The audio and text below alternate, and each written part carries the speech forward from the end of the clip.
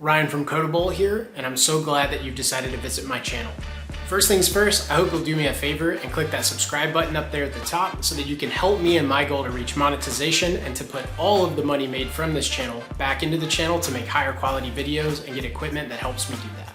Now, if you've subscribed to my channel previously and seen some of my videos, or you go on to watch some videos on this page from this point on, you're gonna notice that a bunch of them were originally labeled as from Bolin Development. And that's changed at the same time that it hasn't. Essentially, after having a great conversation with my wife about how my content was all over the place, I decided to do some restructuring and have begun that work already.